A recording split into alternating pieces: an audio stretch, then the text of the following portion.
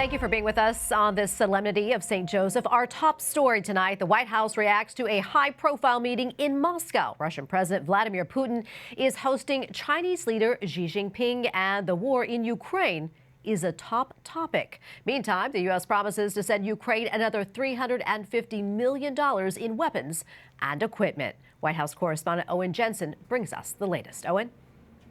Tracy, good evening to you. For more than a year now, the Biden administration has been trying to put the squeeze on Russian President Vladimir Putin for starting that war in Ukraine. Sanctions, military aid, keeping NATO united. But today, the Russian president trying to show those efforts to corner him are falling short. Just days after an international arrest warrant was issued for Russian President Vladimir Putin for war crimes against Ukraine, the Kremlin leader welcomes Chinese leader Xi Jinping to Moscow, giving a political lift to Putin against the West. And in the White House press briefing room, this reaction. We hope the President Xi will press President Putin to cease bombing Ukrainian cities, hospitals, and schools, to halt the war crimes and atrocities. The two major powers describing Xi's three-day trip as an opportunity to deepen their no-limits friendship.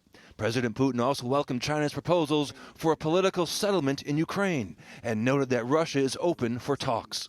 Meanwhile, former President Donald Trump and his anticipated indictment in New York involving hush money paid during his 2016 campaign. The former president denies the allegations and calls for protests if he's arrested. The president has been very clear when it comes to Americans who want to protest.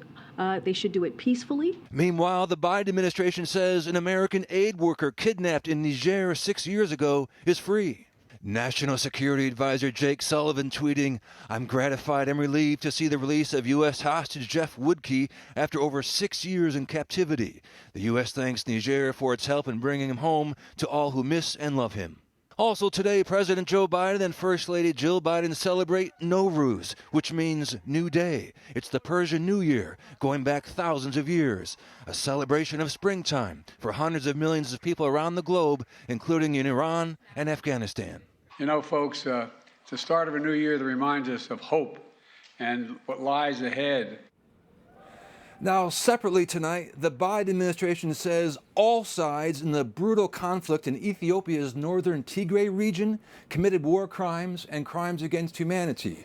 Just recently, Secretary of State Antony Blinken visited Ethiopia. The conflict, which ended with a peace deal in November, has claimed the lives of at least 500,000 civilians in Tigray alone.